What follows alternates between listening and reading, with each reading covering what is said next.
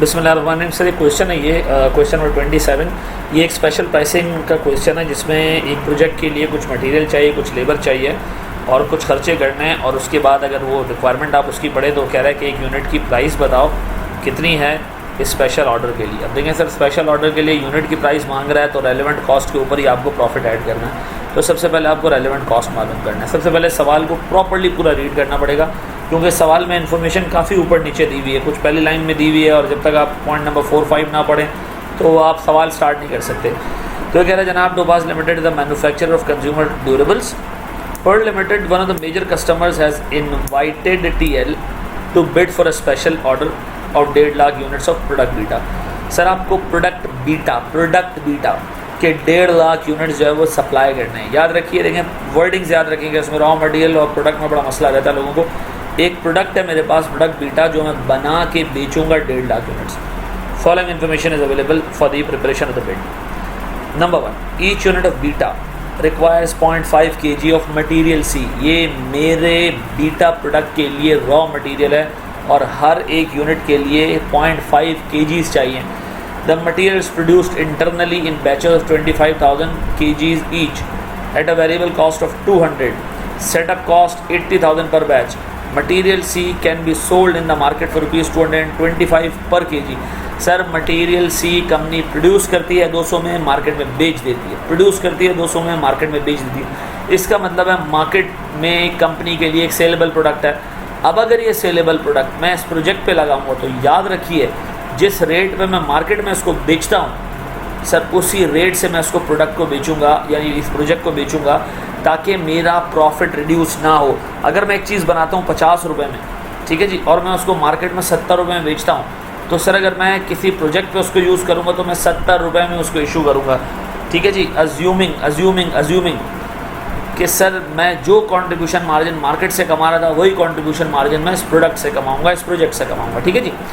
अब फिर आगे कहता है, जनाब हमारे पास करंटली डिमांड मटेरियल C की 75,000 kg है।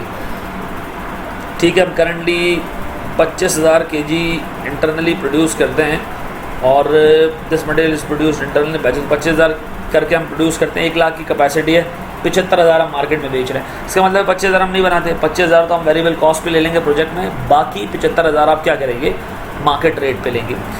ईच 100 यूनिट्स, सभी 100 units of beta requires 150 hours of labour के रेट्स दिए हुए हैं, आइडल आवर्स दिए हुए हैं, वेरिएबल ओवरहेड का डाटा है, फिक्स्ड ओवरहेड्स का डाटा है। मैं अगर पॉइंट नंबर 4 पढ़ूँ, कह रहा जनाब the normal loss is estimated to be 4% of the input quantity and is determined at the inspection stage which is carried out at 60% complete when the unit is 60% complete। अब देखिए, एक चीज़ आपको admit करनी होगी, अपने जहन में डालनी होगी। देखिए सर, आपको एक बात ये एडमिट करना होगी कि जो सबसे इम्पॉर्टेंट चीज़ यहाँ देखने वाली है वो ये कि आप सर यहाँ से प्रोसेस स्टार्ट करोगे, इधर आगे इसको कंप्लीट करोगे। ठीक है जी। लेकिन मसला ये है कि यहाँ इस स्टेज पर 60% स्टेज ऑफ कंप्लीशन पे आपका लॉस डिटेक्ट होगा। अब सर मटेरियल सारा यहीं लग जाता है, ठीक है। अब सारा मटेरियल यहाँ से लग गया और यूनिट यहाँ से चलता जब यहाँ पहुँचा, सर कन्वर्जन कॉस्ट यूनिफॉर्मली लग रही है। मुझे बताएं सर, जब यहाँ मटेरियल पहुँचा, यूनिट पहुँचा, तो इस पर मटेरियल लग चुका है 100% और इस पर कन्वर्जन कॉस्ट लग चुकी है 60%। ठीक है जी। जो यूनिट यहाँ से थ्रू हो गया वो यहाँ तक पहुँच जाएगा, कंप्लीट हो जाएगा। ठीक है जी। अब वो कह रहे जनाब मुझे इधर यूनिट चाहिए, इधर कंप्लीट यूनिट्स चाहिए, कोई 1.5 लाख kg। ठीक है, 1.5 लाख यूनिट्स मुझे यहाँ कंप्लीट चाहिए। तो अगर मैं तुमसे पूछूं भाई, मैं 1.5 लाख यूनिट्स यहाँ हैं, मैं कितने स्टार्ट करूँ, कितने यूनिट्स यहाँ से स्टार्ट करूँ? मुझे पता है इस पूरे प्रोसेस में मटीरियल का सर कोई 4% क्या होगा, लॉस होगा। इसका मतलब है सर ये जो आउटपुट है दिस इज़ इफेक्टिवली 96%। तो अगर मैं इसको क्रॉसअप करूँ तो सर मैं कहूँगा जनाब मेरे पास 1.5 लाख kg, सॉरी, तो 1.5 लाख यूनिट्स डिवाइडेड बाय 96%, तो सर ये आएगा गालिबन कोई 156,250। ठीक है जी। लेकिन मसला ये तो सर यूनिट्स मटेरियल के लिहाज से, अब सर देखें मटेरियल के लिहाज से, लेकिन सर जब यहाँ से यूनिट चलना शुरू हुआ कितने सर यहाँ से शुरू होगा 156,250 6250 सर जब यहाँ पहुँचेगा तो 6250 यूनिट्स का मटेरियल रुक जाएगा और 1.5 लाख यूनिट्स आगे पहुँच जाएंगे।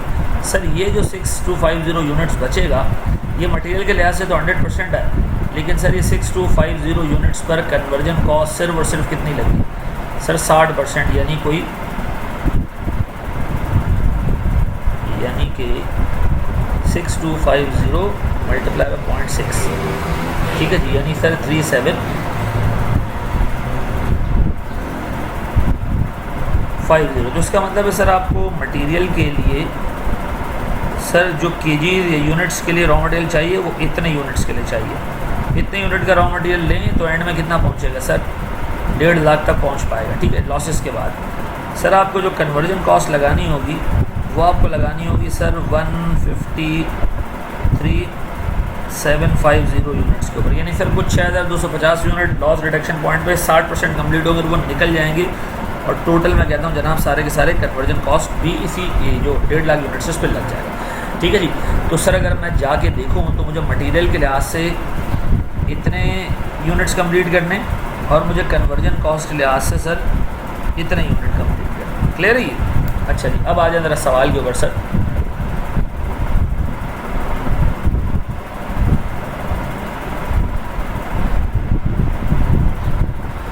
जी जनाब, अब वो कह रहा है जनाब हमें चाहिए 1.5 lakh units of product beta. तो अभी हमने देखा कि सर हमें मटेरियल के लिहाज से sir 1.5 lakh units divided by 0.96 sir इतने यूनिट्स चाहिए और हर एक यूनिट के लिए मुझे मटेरियल सी जो चाहिए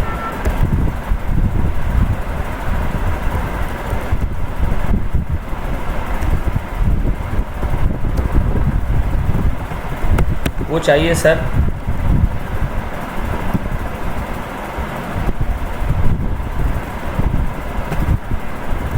मटेरियल सी मुझे चाहिए दिस इनटू 0.5।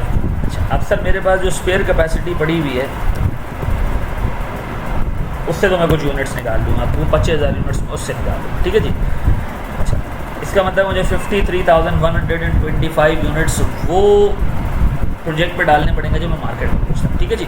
इसका मतलब है सर मैं मार्केट सप्लाई रिड्यूस करूँगा, ठीक है जी। अब मुझे बताएं सर जो मैं 25,000 यूनिट्स बनाऊँगा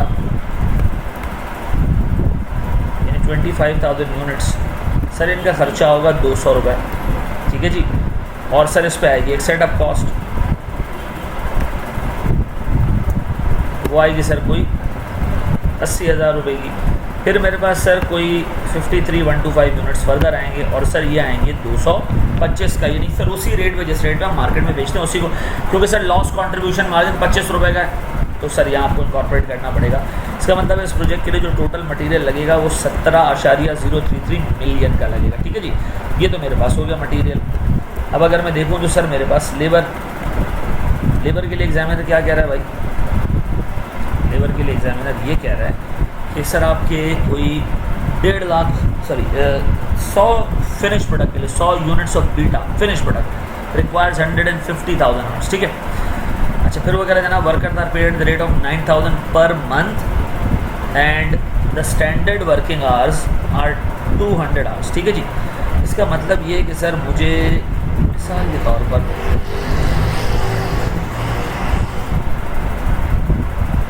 सर अगर मैं यहाँ काम करूँ और मैं आपसे ये कहूँ कि सर मुझे कितने यूनिट कन्वर्जन कॉस्ट के लिहाज से जो है वो कंप्लीट करने, तो आप कहोगे सर 153,750, ठीक है जी। और वो कह रहे हैं कि जनाब इसके लिए इसके हर 100 यूनिट्स के लिए मुझे कितने आवर्स चाहिए सर, सर मुझे इसके लिए आवर्स चाहिए हैं 150 आवर्स, ठीक है जी, मल्टीप्लाई बाय 150।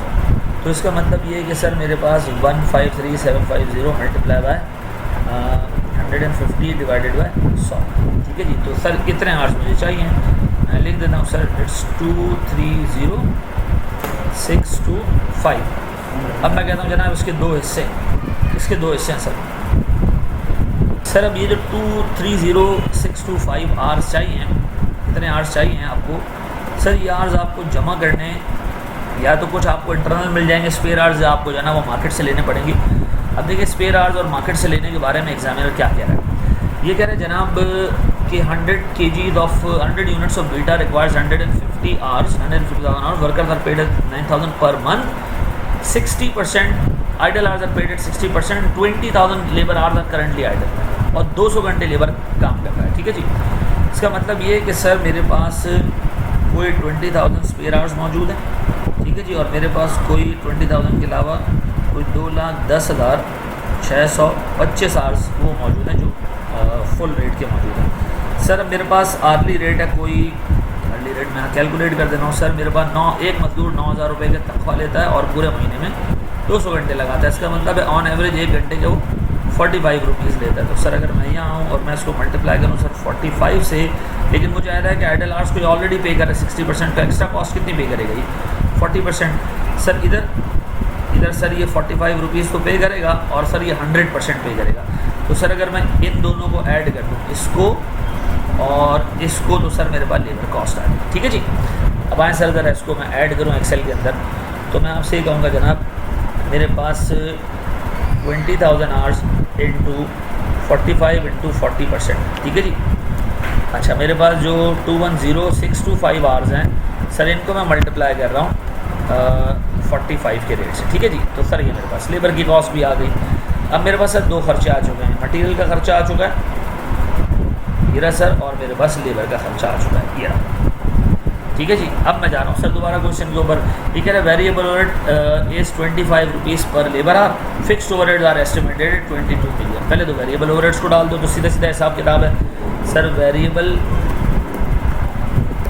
ओवरहेड्स, ठीक है जी। अब इसमें सर हमारे पास जो कॉस्ट है वो सीधा सीधा सर कोई कितना जी 25 रुपये पर labour hour, 25 into total labour hours, 25 into this plus this, ये आ गया सर मेरे पास 5765,625, ये मेरे पास सर वेरिएबल ओवरहेड आ गया। सर देखिए फिक्स्ड ओवरहेड के बारे में, it is estimated that this order would occupy 30% of the total capacity production of beta can be increase up to 50% by incurring additional fix cost. The fixed cost rate applicable to the enhanced capacity would be 1.5 times the current rate. Utilized capacity currently is 80%. अब देखें sir इसको थोड़ा समझना पड़ेगा, ठीक है जी। इसमें करना हमको ये पड़ेगा कि सर अगर आप थोड़ा सा गौर करें तो आपसे ये कह रहा है कि हमारी जो कैपेसिटी है से अगर ये 100% है, ठीक है, हम करंटली ऑपरेट कर रहे हैं कोई 80% कैपेसिटी, ठीक है जी, और कंपनी की इस एंटायर कैपेसिटी का जो फिक्स्ड ओवरहेड है वो अगर आप पढ़ें तो वह है कोई 22 मिलियन रुपीज़, ठीक है जी। मुझे बताएं इस वक्त मेरे पास स्पेयर कैपेसिटी कितनी है सर? सर ये 20% मेरे पास स्पेयर कैपेसिटी है, मैं यूज़ कर सकता हूँ without incurring additional fix cost. और तुम्हारा एग्जामिनर कह रहा है कि जो नया प्रोजेक्ट है ये 30% कैपेसिटी घेरेगा। इसका मतलब है सर ये जो मुझे 10% कैपेसिटी है ना, ये 10% ये मुझे एक्स्ट्रा चाहिए होगी कहाँ से? मार्केट से, ठीक है। इसका मतलब है सर मुझे सिर्फ 10% ही कैपेसिटी चाहिए, ये कैपेसिटी आगे 50% तक जा सकती है, ठीक है, लेकिन हमें सिर्फ कितना चाहिए एडिशनल? 10% कैपेसिटी एडिशनल चाहिए, ठीक है जी।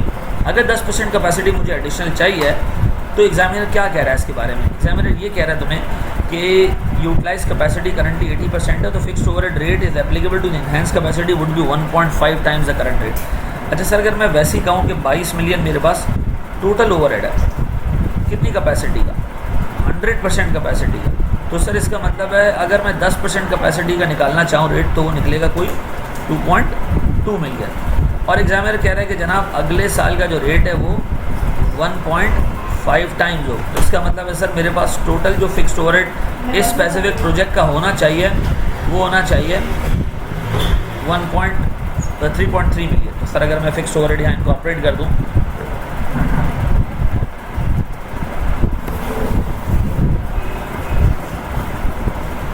मैं तुम्हारे सामने वैसे भी कर देता हूँ, 22 million divided by 100% multiply by 10% multiply by 1.5, ठीक है जी। ये आ गया मेरे पास सर फिक्स्ड ओवरहेड। अब अगर मैं दोबारा सवाल पे जाऊँ तो सर सारी चीज़ें हो चुकी हैं। अब अगर 20% प्रॉफिट इस पर ऐड करें और सेलिंग प्राइस निकाल लें तो सर अगर मैं टोटल कॉस्ट ऐड करूँ, टोटल कॉस्ट कौन सी? टोटल रेलेवेंट कॉस्ट तो वो है sir this plus this plus this and then this, और मैं इस पर ऐड कर रहा हूँ सर प्रॉफिट। और प्रॉफिट है कितना सर 20% ऑफ सेलिंग प्राइस, का मतलब ये 80% है, उसको मैं 80% से डिवाइड करूँ, सेलिंग प्राइस आ जाएगी, 0.2 से मल्टीप्लाई कर दो, प्रॉफिट आ जाएगा सर। ये आ गई इसकी टोटल सेल्स। थैंक यू जी, थैंक यू वेरी मच।